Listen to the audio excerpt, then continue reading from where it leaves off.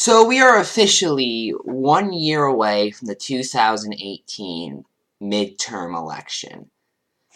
That's when all members of the House of Representatives and 1/3 of the members of the Senate will be up for re-election. Now let's just go into this by talking about purely the current Democrat to Republican amount in both houses. As of right now, Republicans have 241 seats in the House of Representatives, and Democrats have 194. As in the Senate, Republicans have 52 seats, Democrats have 46, and Independents have 2. Both seats will be up for re-election in 2018, by the way. Okay, so we'll start with the Republicans. What I think Republicans should do if they want to have a decent victory in 2018 is simply cut it with all the social conservatism and embrace social libertarianism and economic conservatism, because that's going to really sit well with the base. I do not feel that the Republican base is really going to stand someone who completely hates gay people, for instance. You know, you'll get the occasional Roy Moore voter, and there are some states where that could still work. However, those are basically the small pockets of America, and those won't get you any more than maybe 3-ish seats at this point. I think most of America has moved on and become more progressive over time. So while you still can embrace your fiscal conservatism, I'd recommend making more of a switch to libertarianism and becoming more libertarian party than a typically conservative party. Basically, follow the lead of someone like, I don't know, Barry Goldwater, if you actively want to have a chance in 2018. Now, Republicans already start with this huge lead, mind you, so it's not like it's going to be hard for them to really keep some of those seats, but I'm talking about if you want to expand your seats and even then keep most of the ones you have. I feel like it would be what's best.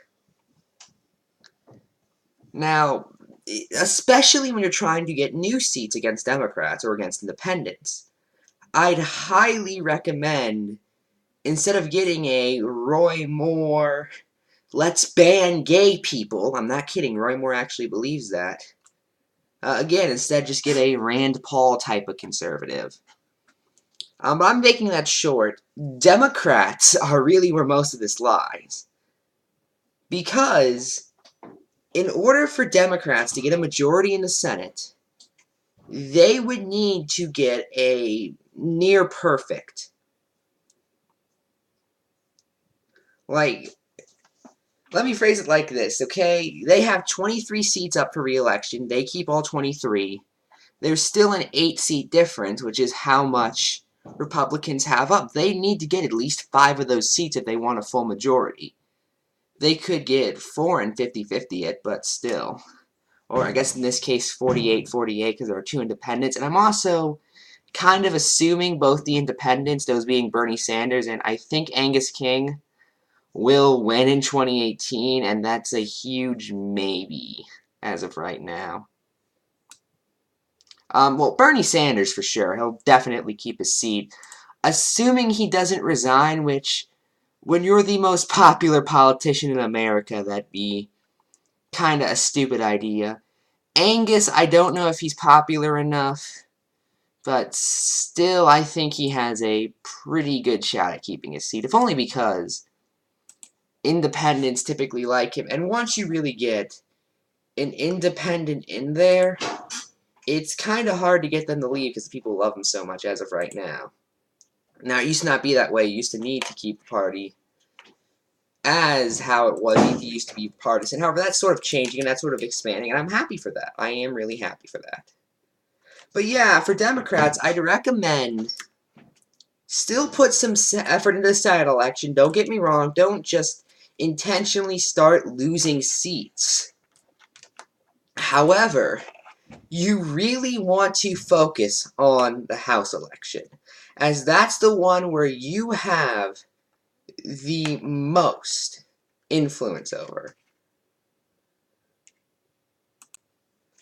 House is the one that you guys basically have the best chance of taking back in 2018. So here's what you want to do. Here's what Democrats want to do. They want to start embracing the Justice Democrat movement. And keep in mind, I don't even need to get rid of all of the corporate Dems. Don't get me wrong, there are some they're going to need to get rid of in order to just survive. People like Nancy Pelosi, or I know he's in the Senate, but Joe Manchin. That guy's the worst. Dianne Feinstein. Oh, God, no. Oh, God, get her out of there. However, what they really want to do is they want to start moving significantly to the left. And I don't mean the fake American left. I mean you want to embrace the Bernie Sanders Democrats. You know,